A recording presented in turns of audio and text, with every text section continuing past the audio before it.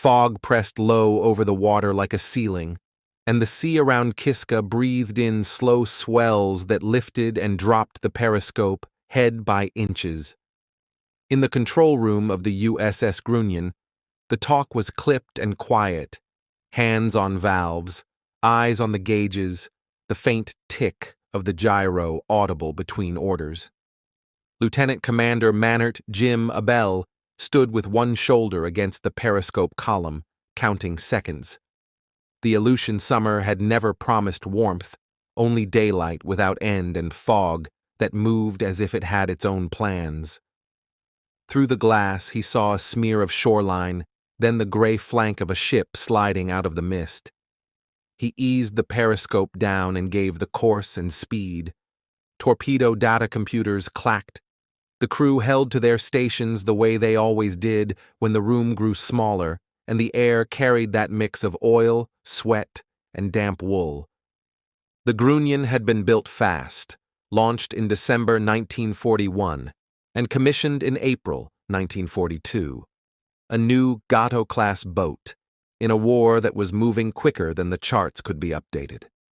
Abele took her north to the Aleutians for her first patrol in July, ordered to work the waters west from Attu and watch the routes in and out of Kiska. The enemy presence was real here, aircraft, patrol boats, and merchant ships trying to keep the garrison supplied. In that gray stretch of sea, Grunions stalked sub-chasers and attacked. The patrol reports showed contacts and shots taken, and by the end of the month, Abel was still hunting with 10 torpedoes left. On July 30th, the boat radioed that anti-submarine activity at Kiska's entrance was intense. The order came back to break off and return to Dutch Harbor. No one on shore heard from her again. Japanese records later filled in a few pages Grunion's log would never get to write. Near Kiska, the freighter Kanomaru reported being attacked by multiple torpedoes around the end of July. At least one fish struck home and damaged the freighter's stern. Others failed or ran erratic. The crew of Kanomaru said they sighted a submarine and fired back with an 8-centimeter deck gun and machine guns until the periscope and conning tower vanished into the swells. The merchant limped toward shelter. The sea closed without leaving wreckage behind, and search flights in the days that followed saw nothing on the surface but scud and birds. The Navy posted the missing notices, then the overdue report, then the presumption of loss. 70 men. A new boat gone on her first patrol in a distant theater with weather that could hide anything. Families received letters that said what the Navy could say. The patrol had ended, the boat had not returned, and the precise cause could not be determined. There were no survivors to speak to what happened in the last minutes below periscope depth, and no wreck to study. With the Aleutian fog and current and volcanic slopes, the sea held its silence. At a kitchen table years later, one of Abele's sons unfolded the old correspondence and read his father's handwriting on a brittle carbon copy. The boys had grown up with their father's name on a destroyer, with photographs of a smiling young officer whose story had no last scene. By 2002, the internet carried fragments that had once lived only in archives, translated Japanese action reports, wartime shipping routes, the coordinates of contacts scribbled by men who had watched sonar screens 60 years earlier. Bruce, Brad, and John Abel started drawing lines. They hired sonar specialists, chartered a vessel, and went north to look for what their family had never been given, an answer they could point to on a chart. The Aleutian weather made every plan provisional. One season ended in bad seas and broken gear. Another ended with curious shapes on side-scan printouts that, upon closer pass, resolved into boulders and old slides. The brothers kept coming back, working the slopes east of Kiska, where a submarine might have settled if it had tried to clear the harbor, and failed. In August 2007, the sonar showed a contour that looked like a hull lying on its port side, a shadow the right length with a conning tower shape and a break forward that didn't match the usual tug or fishing vessel wrecks. They lowered a camera, and watched the screen bloom with riveted steel, open hatches, and the line of fairwater that marked an American sub of the right era. They had found their father's boat. The Navy confirmed the identification the following year. The images answered one question and raised another. Where the bow should have been, there was a shattered gap, as if the front of the submarine had been torn away. The rest of the hull lay on a volcanic slope, settled into a notch. The stern was intact enough to show the lines of the propellers and the rudder. The camera traced scars across the deck and paused over the spot where a deck gun had once been mounted.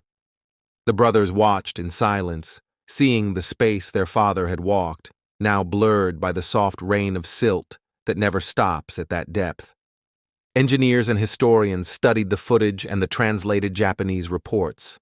One possibility, given the failures in American torpedoes that year, was a weapon that had run wild, an erratic path or a premature detonation close aboard. The 1942 Mark 14S were notorious for running too deep, for duds, and for complex malfunctions that torpedo gangs had been writing letters about since the spring. If a shot curved back or exploded at the worst possible moment, the blast could have crippled the bow and flooded compartments faster than pumps could handle.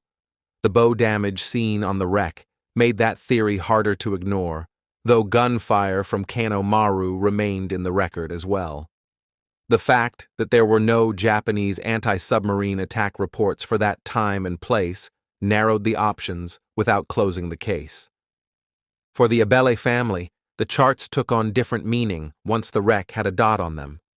They returned to Kiska with archaeologists and videographers to document the site with respect. The Aleutian Sea stayed true to itself. Currents fast at depth, visibility that shifted from clear to milky without warning. But over multiple visits, the team built a fuller picture. In 2019, searchers located the missing bow section a short distance from the main hull, resting lower on the slope. That find explained the torn edge they had seen 12 years earlier and strengthened the idea that a violent event at the bow had sent the forward section away before the rest of the boat settled. The crew list traveled with them in printouts and on a tablet with photographs.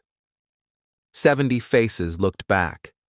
Young men from Detroit and Texas and the coast, machinists' mates and electricians, torpedo men who had drilled on the same Mark 14S that were still being adjusted under combat pressure. When the camera paused over an open hatch, the brothers said the names aloud. The sea would keep the bodies where they lay. The purpose of the visit wasn't salvage. It was certainty, the thing families need to set a story down properly. Back in the lower 48, the footage played in naval history offices and living rooms. For years, articles had mentioned Grunion as one of those boats whose fate was a blank space. Now there were images you could point to and measurements that fit. The Navy's confirmation closed the official file with as much finality as paperwork could grant. What could not be closed was the question of the last minutes. Whether the crew had time to understand what had happened. Whether the slam that took the bow also took the lights. Whether Abel had given the order to blow tanks and found no air to move. Or whether the loss had been as immediate as the torn steel suggested. The people who study such things caution against storytelling that fills gaps with certainty.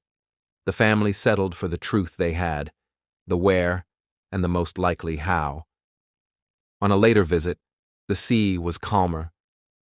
The ROV drifted above the conning tower, and the camera panned to the Fairwater Plains, the railings, the places where paint had long since surrendered to rust. Abele's son stood behind the operator and watched without speaking. The operator eased the camera forward and stopped at the break again, the jagged edge like a shoreline seen from the air. You could almost feel the cold in the way the silt drifted, in the unhurried fall of a single white particle into the dark.